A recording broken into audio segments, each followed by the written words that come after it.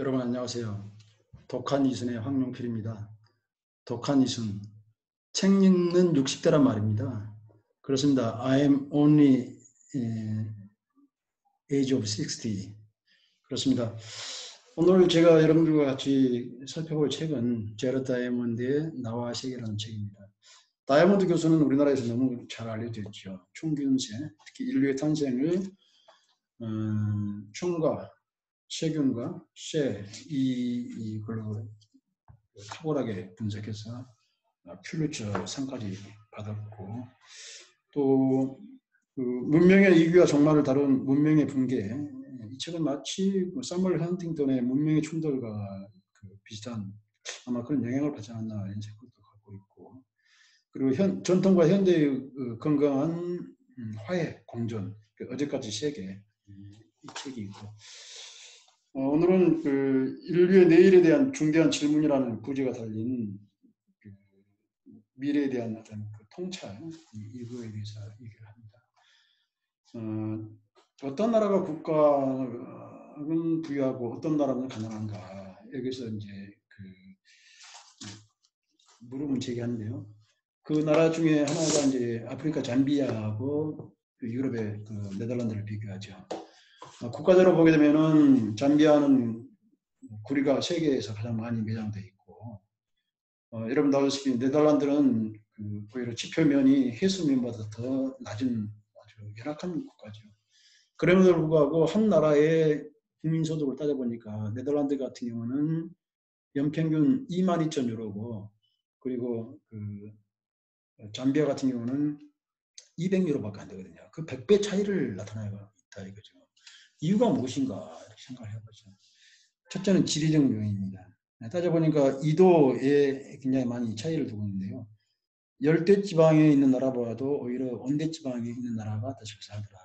또 하나는 해양 국가가 내륙 국가보다 더 잘 살더라. 아무래도 이제 대륙의 진출도 세계로 뻗어나갈 수 있는 통로, 그런 것도 관계되어 있죠. 우리가 열대지방은 1년에 3번 정도 별을 할 수 있는 삼보자 지역인데도 불구하고 낮은 농업 생산성, 그 이유는 지리적 비옥도입니다. 오히려 비옥도가 떨어지고, 또 하나 이제 가난한 나라의 특징 중에 하나는 공중부분이죠. 그래서 국가의 의료체계 시스템이 어떻게 달라져 있느냐, 이게 따라서 국가의 부, 그다음에 개인적인 부도 많이 달라져 있더라. 재밌는 것 중에 하나가 Curse of the National Resource인데요. 그러니까 천연 자원의 저주. 자원이 많이 갖고 있는 나라들도 잘 살 것 같은데 그렇지 않더라고요. 역사적으로 보게 되면 라틴 아메리카의 석유도 그렇고 아프리카의 구리, 광산, 금강 이런 것들이죠. 이유는 그렇습니다. 이게 매장량이 전국적으로 골고루 퍼져 있는 게 아니고 이 한 곳에 매장돼 집중돼 있거든요. 그러다 보니까 거기에 차지하려는 매분, 매란, 분리 독립 이런 것 때문에 굉장히 오히려 천연 자원이 저주로 일어나게 된 요인이 되죠. 두 번째는 이제 좋은 제도, good institution. 우리가 제도 중에서 가장 중요한 거는 흔히 많이 얘기할 때 교육을 많이 얘기하죠. 이분은 이제 좋은 제도가 갖고 있는 특징 중에 하나는 부패가 없어야 한다. 리더만 아니고 국민들이 부패에 대한 공감대. 두 번째는 안전성. 해외 자본가라든가 기득권층이 안전하게 투자할 수 있는 세이프티. 세 번째는 법의 지배, 원칙과 룰에 의해서 국가 시스템이 돌아가느냐. 네 번째는 기획인 등 문제죠. 그래서 이 당면한 가난한 나라나 부유한 나라가 지금 현재 당면한 크게 네 가지로 보고 있는데, 첫 번째는 지구 기후 문제입니다. 이 지구 기후 문제는 진짜 심각한 문제죠. 탄소 배출량을 따져봤을 때 이거는 한 나라의 지역의 문제가 아니고 범세계적인 문제이기 때문에 이걸 감시할 수 있는 국제기구에 의해서 이제는 과거의 대규모 투자라든가 쉽게 말하면 이제 스포츠 메가 이벤트 같은 경우에도 쉽지 않다 이거죠. 그리고 두 번째는 우리가 피부로 느끼는 팬데믹, 이런 문제가 당면 과제고, 세 번째는 식량 문제, 얼마나 천연 먹거리를 확보하느냐. 네 번째가 불균형입니다. 이게 이제 우리가 흔히 정치적 용어로서 이제 덕 휘슬이라는 말을 얘기하는데요. 괴의 휘바람 소리. 개는 인간보다 훨씬 더 이제 감각이 뛰어나죠. 그래서 우리가 들을 수 없는 소리를 듣는단 말입니다. 그래서 특정한 정치 집단이라든가 사회 집단이 지들끼리만 통할 수 있는 이너 서클의 어떤 소리가 있다 이거죠.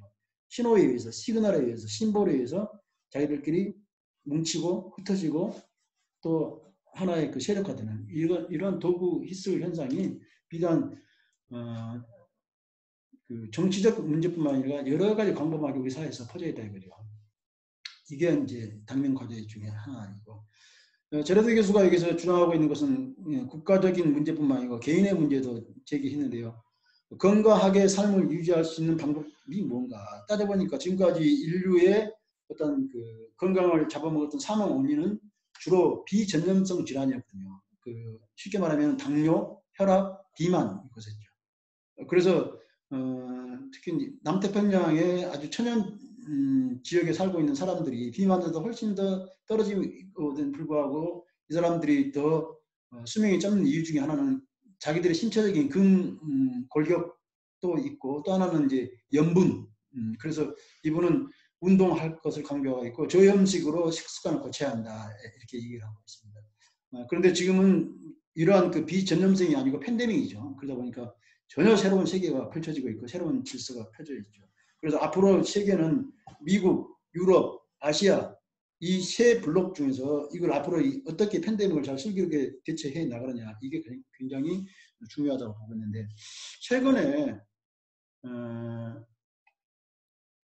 우리나라에서 사피엔스 저자였던 유발 하라리 그 히브리대 교수 있죠.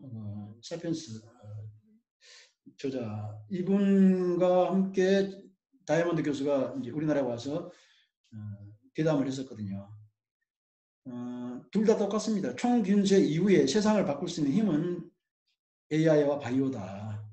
그런데 이제 좀 약간의 차이가 있는 게 하라리 교수는 이 멘탈, 뇌하고 마음을 강조합니다.